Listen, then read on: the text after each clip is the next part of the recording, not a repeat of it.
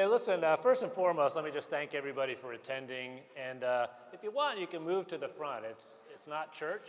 Right? And so we look forward to sort of having a good, serious, authentic conversation here about an important topic. And so please feel comfortable and safe to move on to the front and get us going. If you could take that slide down, please. Okay, I also want to, before I begin, just want to thank Mike Stevens, my partner in uniform and my great friend, and the CEO of the Navy League of the United States, and the entire Navy League for a magnificent sea, air, space event that we're having here, the best ever, and which is kind of the only thing that's acceptable. And but also in a very crowded and competitive space to continue to reserve some space for this discussion, right? We talked a lot about what it takes to win and how we're going to move forward, continue to maintain our place in the world as a nation in all of the other panels. The one this morning, the CMS breakfast, we talked about really the production element of that and how that connects to strategy. A lot of discussion about acquisition and R&D and those sorts of things, but underpinning all that is our people, right? And so Mike, I just want to thank you for reserving some time here for us to talk about our people. And I'll tell you, we'll wrap up, with a couple of takeaways, and that's really kind of where I want to begin, is we want this to be a very practical, authentic discussion. A lot of times with these types of topics, you can leave wondering, or I have, okay, I'm all in, right? There's no objection to anything that was said. I'm ready to commit, but what do I actually do? What can I do?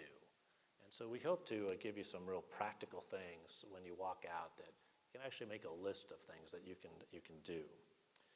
Okay, and just to sort of set the tone, I'll just, relate that I was asked the question the other day, is the Navy weaker because we're spending too much time on wokeness and diversity and those sorts of topics? Have we gone too far in that regard? And there's congressional hearings on this topic. There's a lot of discussion about this topic, and there's a lot of people who do think that perhaps we've gone too far. I will say that I've never actually been asked that question or heard that viewpoint from some of the underrepresented or minority sailors. And another version of that question is actually, what about environmentalism? Right? Are we spending too much time on environmentalism, and is that really costing us strength in the naval profession?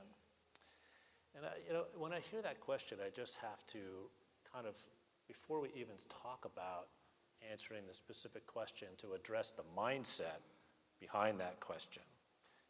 Too often this is posed as some kind of a choice between diversity and strength, or taking care of the planet and strength. And it reminds me of a lot of the questions I used to hear about, well, what about the safety program, right? The safety program comes at the expense of operations or operational excellence, right? Or between compliance and creativity. And it seems to me, in the way that we'll like to discuss this topic in this panel, is rather than approach this as a choice, a much better way to appreciate it is to sort of say yes and, right? Both is the answer. Can we be both strong and make everybody feel like they belong? And my thesis is absolutely yes. In fact, just like with safety and operational excellence, the teams that are the best at operations are also, the safest. Okay, it enhances your operational excellence, just like unity in diversity enhances your strength as a force. Everybody in here, see a lot of people in uniform, but everybody in here, we have a lot of loyalties, if you think about it. We have, and I got a lesson in this when I was CNO, when we proposed that we should sunset ratings in the Navy, right? And boy, did I get a spanking on that. John, you were there, right? I mean, sure, I was not spanking you, but I think I was. Okay. Yeah, that's probably, now that you said it, people will never be able to unsee that. But anyway, I got a lesson in the fact that, yes, while we're all sailors, right? Well, I'm also a member of a ship, right? I'm part of a crew of a particular unit. I have loyalty to that unit. It's on my ball cap, right? I have loyalty to what I got was my rating, right? My dad was a torpedoman. His dad was a torpedoman, and I joined the Navy to be a torpedoman, right? So, what's up with that, CNO? And so we had to kind of retreat from that. But at the end, though, what we did use that as an opportunity to say we do have a lot of loyalties. We are loyal to our background, right? Our ethnic history, our family history, our neighborhoods, whatever. There's a lot of loyalties in our life, but we also have to, harness all of those in the purpose of unity, all right? And so I want to start and really, have this conversation start and end with unity. And the other point I want to make is that if we are focused on unity as our goal, right, diversity in the service of unity, unity does not happen on its own, okay?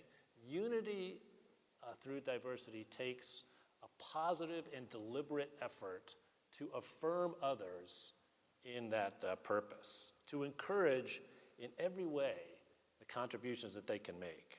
And in this way, I think, more than any other instruction, more than any program, more than any bureaucracy, if we simply just adopt those two things, it's about unity of effort, and it doesn't happen on its own. And so I will daily commit to enhancing unity of effort deliberately. And so during our panel, we'll discuss some practical ways that we can make some progress in this area. And as I get ready to pass the mic to our first panelist, I wish I could claim that this idea of unity through diversity was my own, but of course it's not, right? For instance, look at the seal of NNOA. Let's put the first slide up if we could, all right? What a great symbol, right? What an absolutely magnificent seal. First of all, you've got all of those, diverse contributions symbolized by the different hands of different color, right? But they're clasped, in a completely level playing field, right? And, each one, if you've ever been sort of in distress, in the water or something like that, and you need to be dragged out, there's nothing more comforting than to feel somebody's hand around yours and helping you steady yourself, helping pull you out of danger. And so I thought that this symbol just in and of itself captured exactly what we're after. And so Admiral Harris, the past president of NNOA, I think that as super cool as this symbol is, and it is magnificent. I like it. And I know you're going to inspire us to even a higher level, bringing us back to our very roots. And so let's shoot up the next slide, and we'll just leave this one on for the rest of the panel, is the Great Seal of the United States. This is the front of the Great Seal of the United States, okay? The only words on that seal are e pluribus unum, from many, one, okay? This idea is at the very root of our nation's founding, okay? And so we have a terrific panel to lead this discussion, share their experiences. Admiral Harris, he's going to take this idea of unity through diversity further as supportive of our nation's founding principles. Sink, thanks so much. Admiral Harris is, he loves to be, Admiral Harris, comma, sailor, okay? So, Sink, take it away. Thank you so much, Cian. I really appreciate being with my distinguished members of the panel and for all of you all. Okay, folks, I've been black for a long time.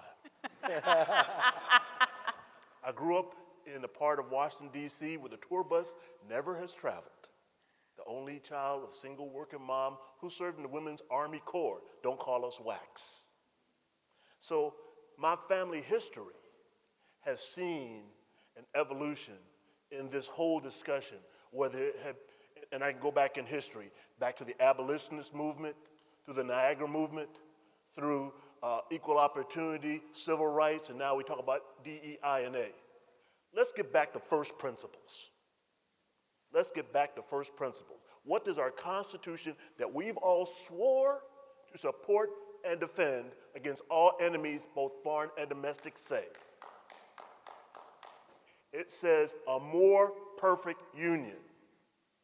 A more perfect union. That takes work.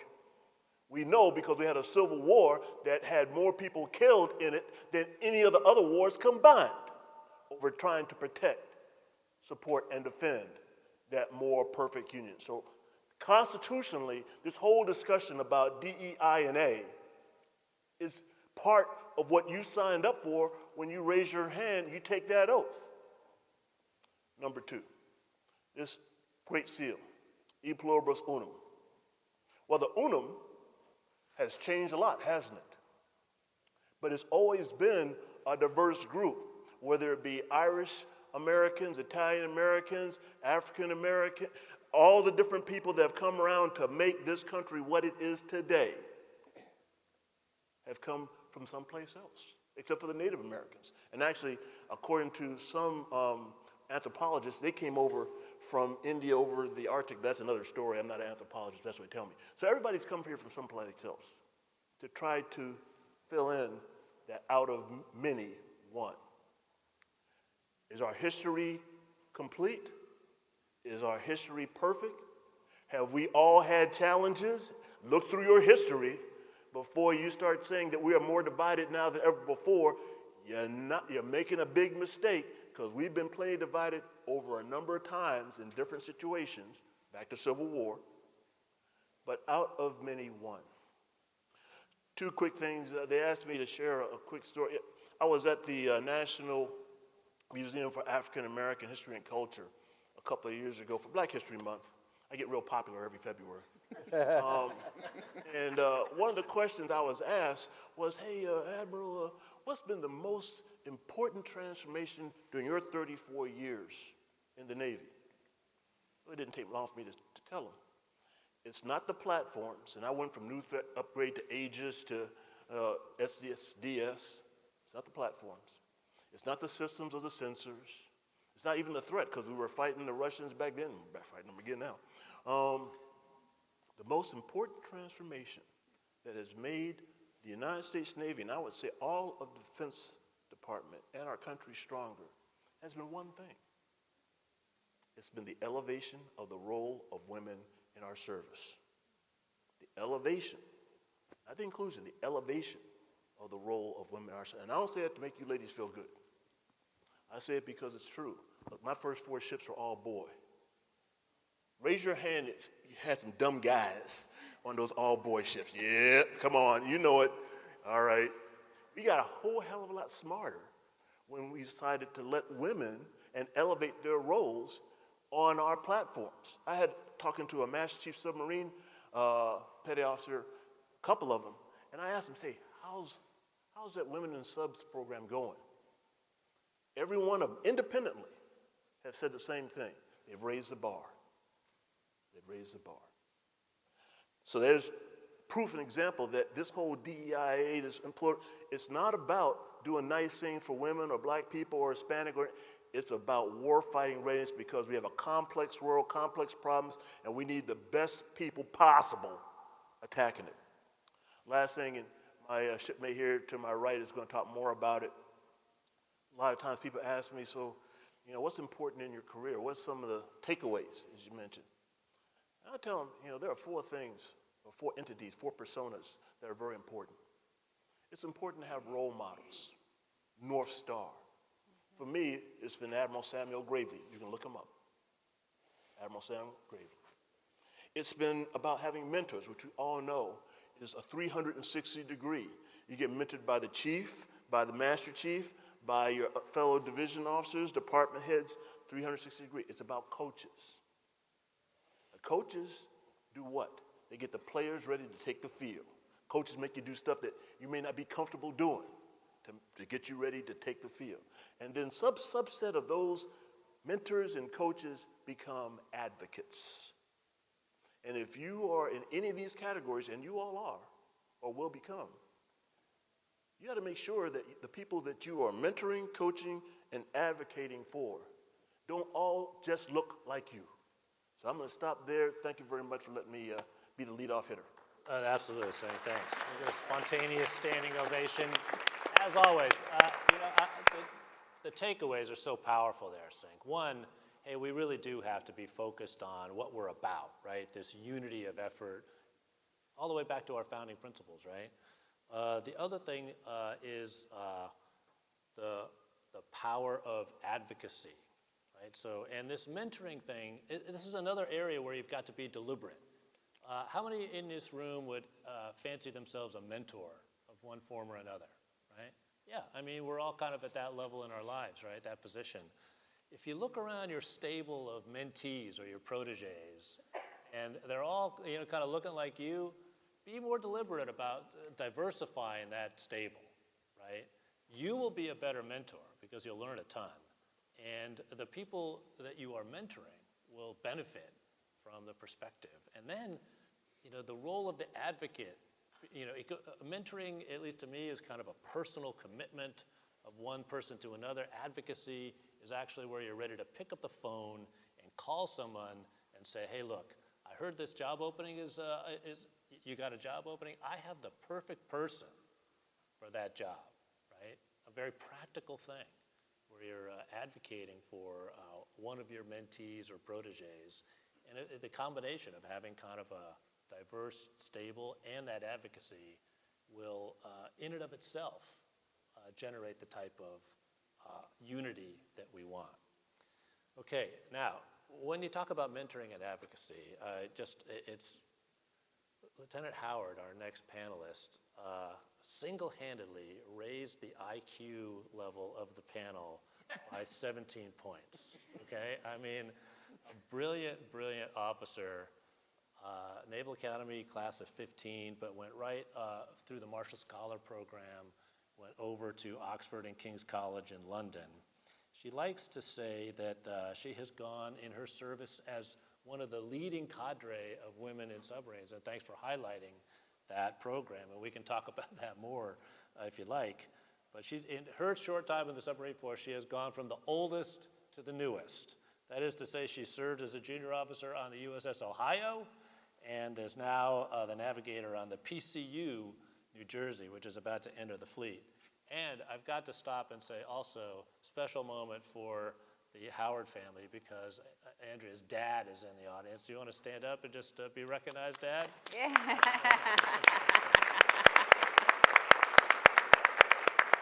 The thing that's super impressive about Lieutenant Howard is that she is the most junior person on this panel by rank, and might be, junior overall with respect to everybody who is attending Sea Air Space right now. But that has not stopped her from a solid and deep recognition that even as a lieutenant, she has, one, recognizes she has benefited from the valuable and deliberate mentoring of others, but even more so, and why I'm excited to hear what she has to say, she has decided that now is her time to deliberately be a mentor and an advocate for others, right? She's kind of crossed that threshold.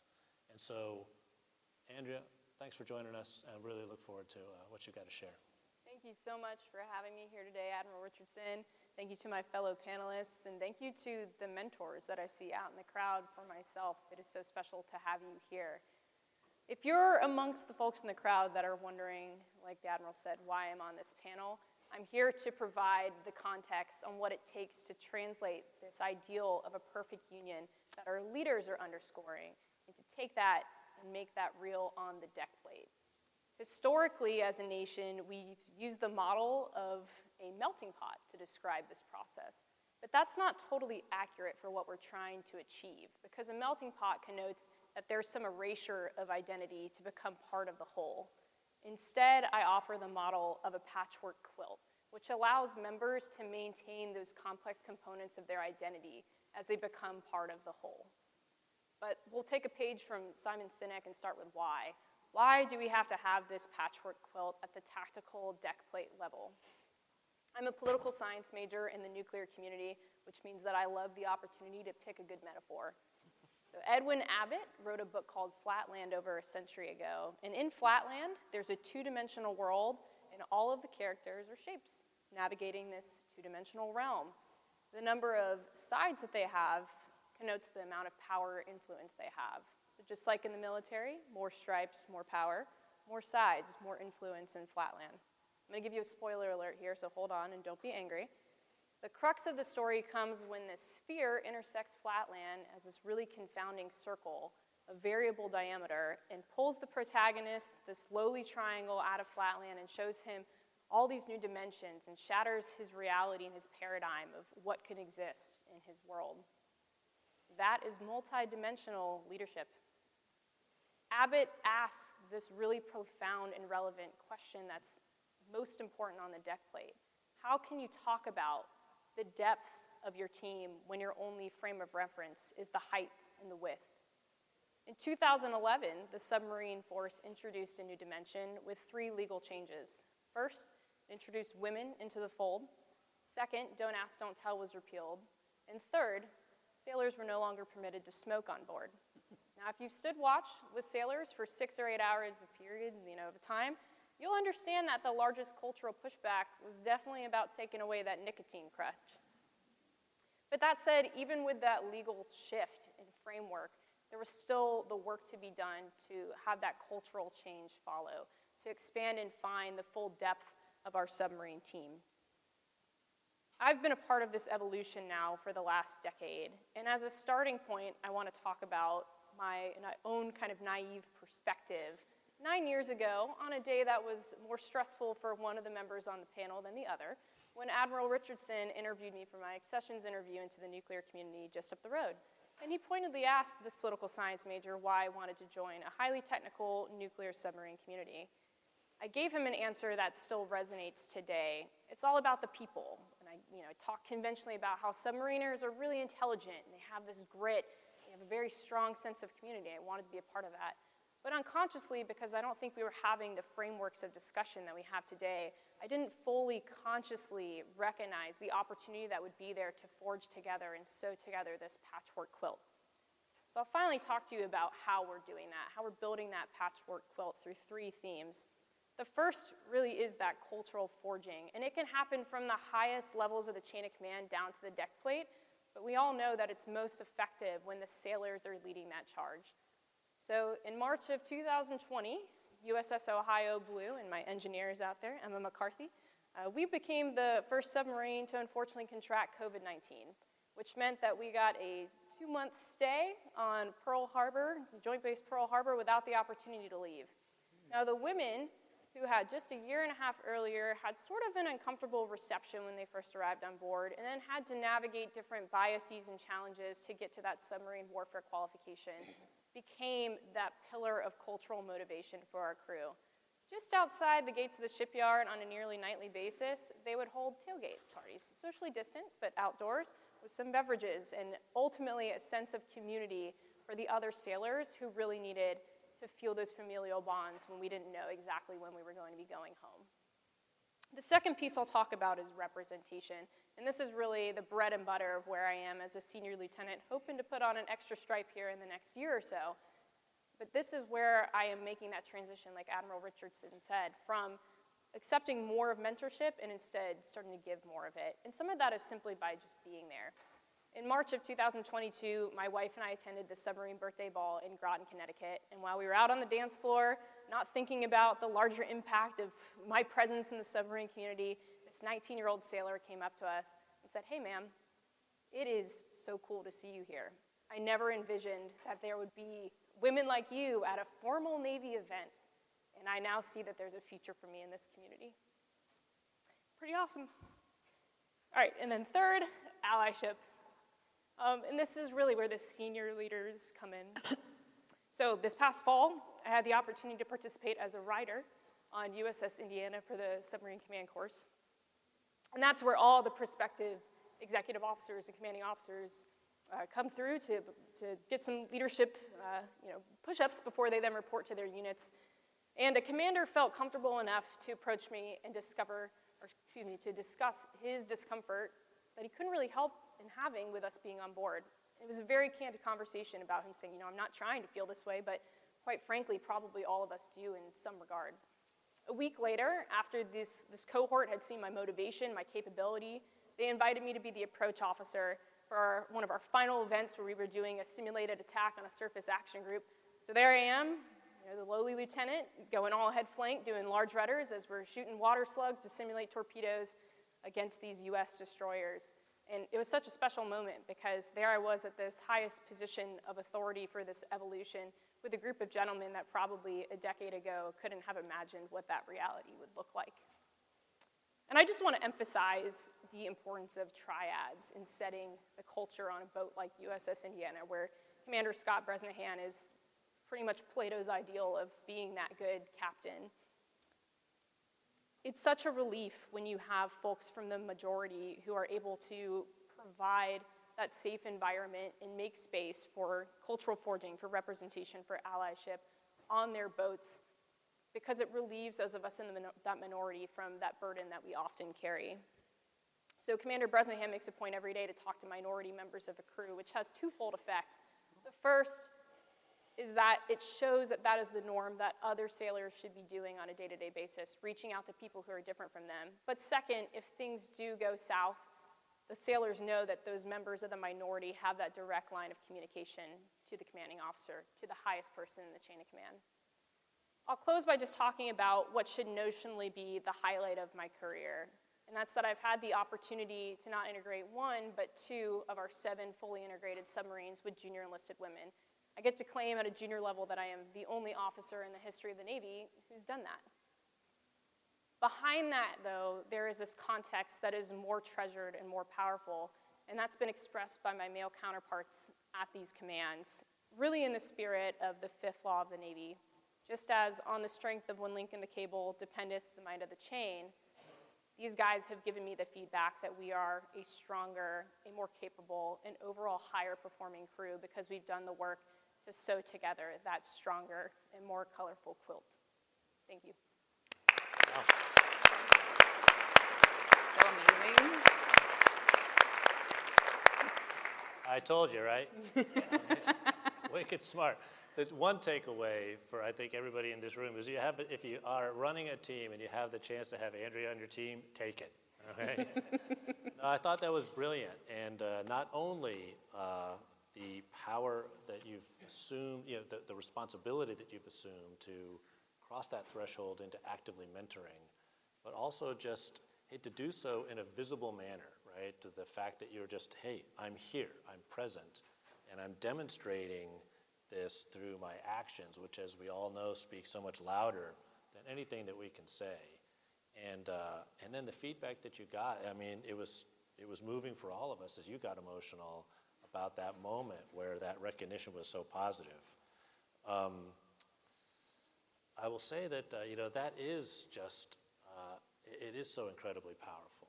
And the fact that both, I think, there's a philosopher named René Girard, okay?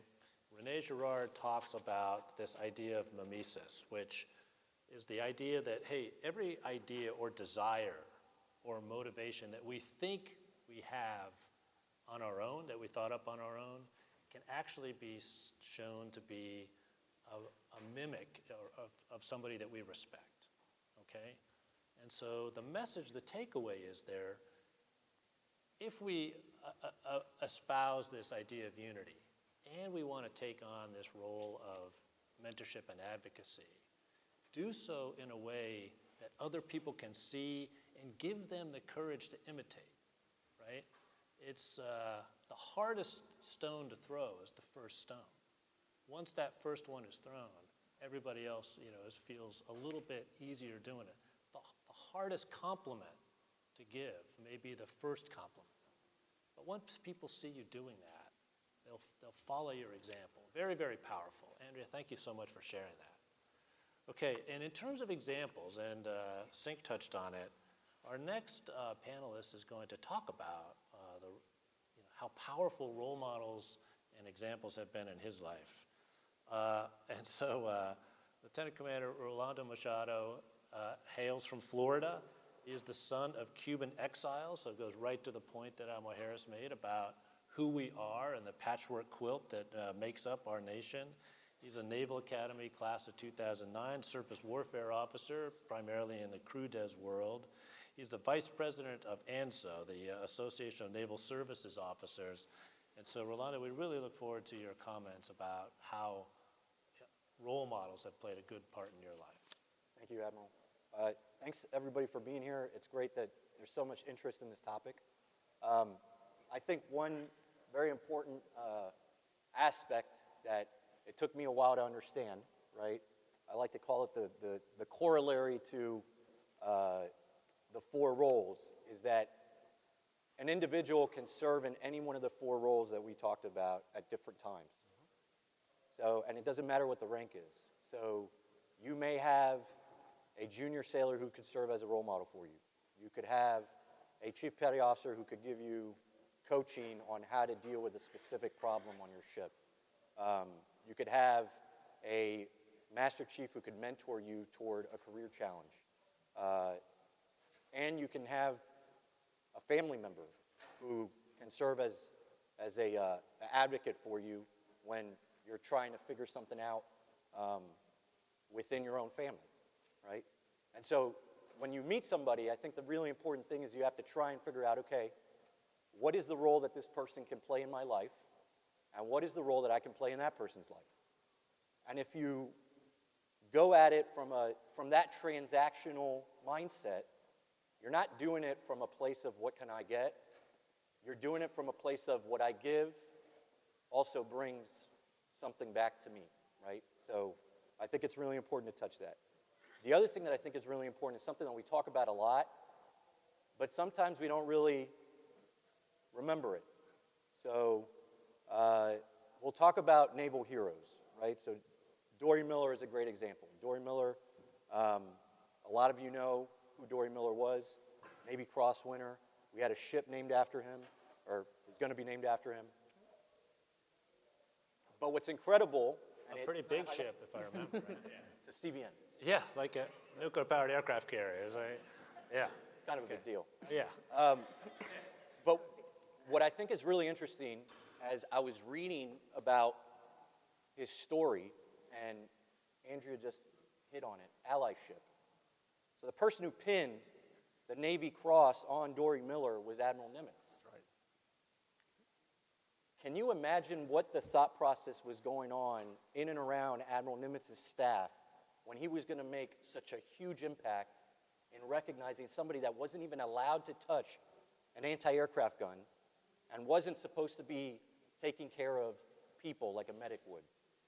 Not only that, could you imagine that if the Navy had actually trained him on how to be a gunner, or trained him on how to be a medic, or if he had been the commanding officer of that ship and in a moment of crisis was able to be an example for those around him and demonstrate leadership, what type of impact he could have had in that battle? That's why it's really important that we have to look back at our history and recognize we have great stories that are worth highlighting, and we need to continue to reinforce them. One of the ways I like to do that is you recognize Dory Miller and you immediately think that he was an African American who was a Navy Cross winner, and that's the way you start. But I think that's the wrong way to start, right? So there's one role model that I have. He graduated number 3 of 441 individuals from the U.S. Naval Academy in 1931. He co-wrote a paper on advanced gunnery while he was at MIT with who would later become Vice Admiral Lloyd Mustin. He was on cruisers and battleships throughout World War II. During the second Halsey Typhoon, he was the XO, and he made a change. He said, we're going to put this ship in Mod Z, Zebra, which at the time was unheard of. The only time you ever went to Zebra was when you went to battle stations. So he, as the XO, said, hey, we're going to batten everything down, go to Zebra. They went into that typhoon. The bow was ripped off the ship, but not a single sailor was lost, and that ship limped back to port. This individual was CO of a destroyer. After that, he was CO of one of the amphib transport ships during Incheon. He was hand-selected to be the officer in charge of the amphibious response force. If stuff went south during the Cuban Missile Crisis, he was tapped to be VCNO from 1964 to 1968. So in a way, he's the direct legacy that led to Michelle Howard and Lisa Franchetti. He ended up being what would later become NATO's Supreme Allied Commander, Commander-in-Chief Allied Forces, Southern Europe, right? An incredible example. His history is incredible in and of itself. But the only time that anybody ever hears about Admiral Horacio Rivero Jr. is when you come around September and it's Hispanic Heritage Month. And so what we need to do is we need to go back and we need to look at these individuals who we already know are powerful examples for us and reinforce them. But it has to do with intentionality. You have to do it positively, just like you have to reinforce integrity, level of knowledge, procedural compliance, formality, question attitude, forceful backup. Just like you have to reinforce shipboard operating principles at every opportunity, you have to reinforce this concept because otherwise you're never going to get that sense of community that you described, that sense of belonging that we're all looking for. And we won't be the best warfighting entity unless we get there. So, last thought. Not only is it powerful to think about our past, but it's also important to recognize the present, right? So we have a great example in Andrea. We have great other examples. I just named Michelle Howard, Admiral Franchetti. But right now, the senior most unrestricted line officer of Hispanic descent in the Navy is a Latina, Rear Admiral Yvette Davids. And what we need to do is we need to look within our own ranks and acknowledge and reinforce those stories now because they're in the Navy, Marine Corps, and Coast Guard right now. But if we don't do that, we're not being as intentional as we could be, and then we're not being as powerful as we could be. So those are my thoughts. Rolando, absolutely fantastic, yeah. And so one, you see this theme of intentionality. Two, you heard now from both Admiral Harris and Commander Machado that while these Heritage Months serve a nice purpose, right? We pause and we formally reflect on the contribution of those different groups to unity of effort. Doing that in stride, if you will, right? And doing it at a level of detail that gets beyond just their identity, their racial identity or whatever it might be, and gets into the story, right? Both the stories that Commander Machado talked about were stories about how they dedicated themselves to unity of effort, right? Unity of more power, right? And so the other thing is that the theme is this idea of stories, right? We're hardwired for stories. And our next panelist is the master of storytelling, okay? When I talked to Captain Bassett about how she might, what's important to her in terms of her introduction, she said, look, just really two things. She was a commander of a U.S. Navy warship, and she is the current president of SSLA, the Sea Services Leadership Association.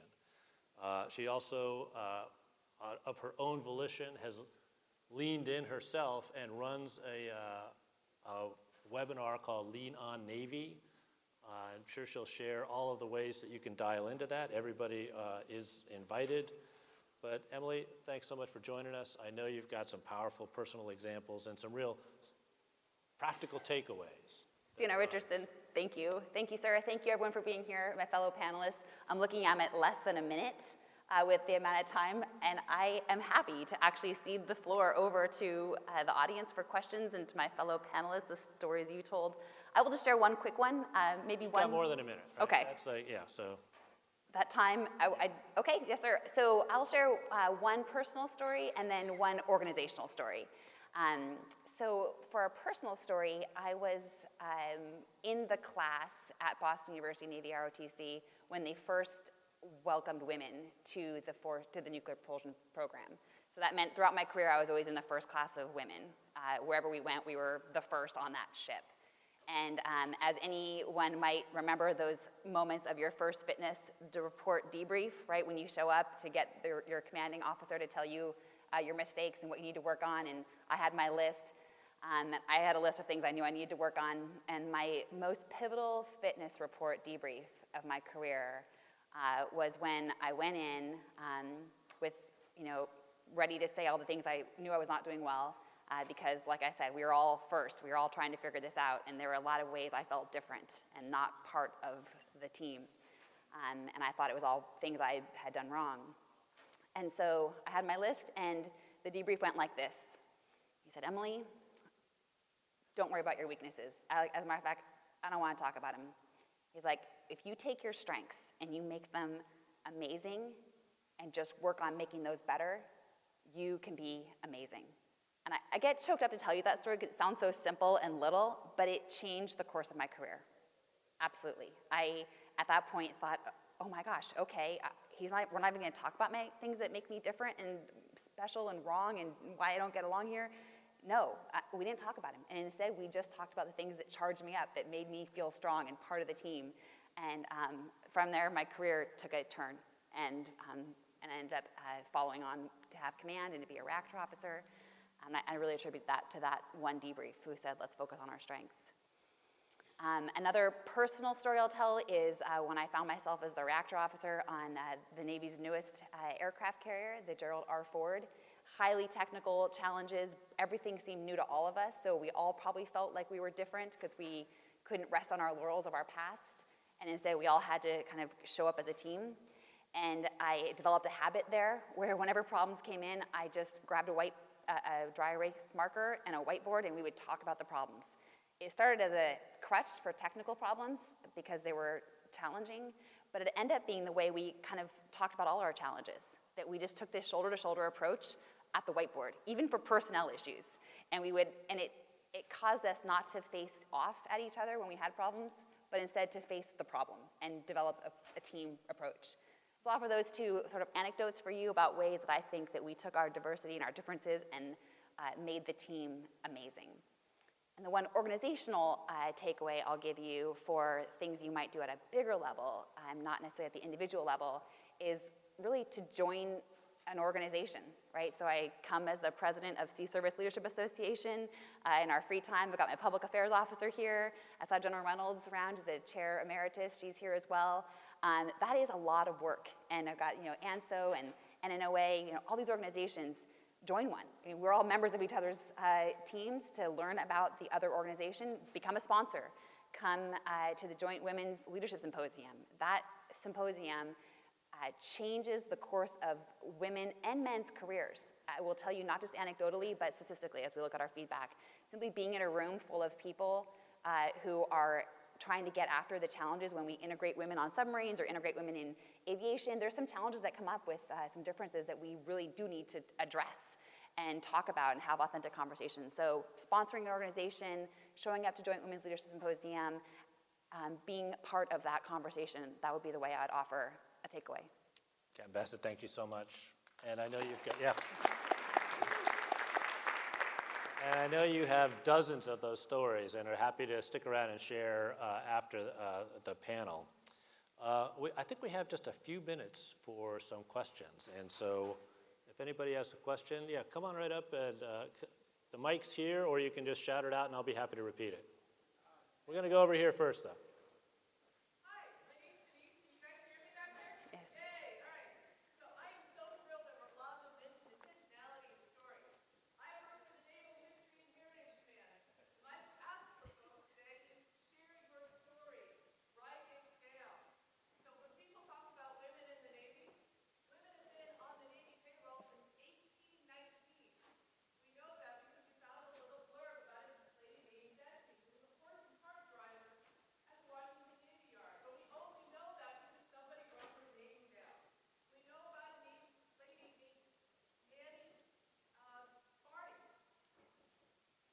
Okay. As in Commodore Barney's great-granddaughter, Yeah. who served in the Navy as a civilian in 1890. We know about her because somebody wrote her retirement down. All right. Thanks so much. That's such an important point coming from someone as expert as you, something to take very seriously, right? This is how our stories get built and collated. So take some time to write yours down, whether you journal or whatever you do, blog. take some time to write it down. That's an intentional step. Sir? Thanks for being here. Today's environment, last couple of years, what do you think the hardest thing is going on now, as far as with sailors and Marines and so on? Hardest thing Hardest going thing, on. do you want to take that, sailors? The hardest thing going with sailors and Marines? Context, like hard as in overall hard? As far as what he started with, the environment. You I'll- hear so much as far as on the left. What is the hardest thing today for military personnel dealing with what's going on that you see as a challenge? I'll take a stab at it because we are kind of getting short on time. I think from my observation, the hardest thing is that, one, the job is incredibly hard, right? I mean, just being a sailor in the United States Navy, by definition, is a hard job. And our sailors all sign up to that, knowing that, right? This is difficult. To do that hard job in an atmosphere that is anything other than affirming and mutually supporting is very, very difficult. And so, again, our takeaways, right? One, keep focused on unity of effort, right? That's where all of our differences and different contributions combine to be powerful. Two, think about your role as a mentor and an advocate. Even at a very young age, you learn fast and you can be that leader and advocate and be so in a visible way. Three, think about our heroes. Do they represent? Do they tell stories that we can all identify with? And four, some practical things, the geometry of your conversations, right? What you talk about, our strengths, also very, very practical and powerful. I hope you've all written some of these things down. I hope you have each have opportunities in your lives to put them to practice. I want to thank you all for joining us today, and we'll stick around for conversations after this. Thank you all very much.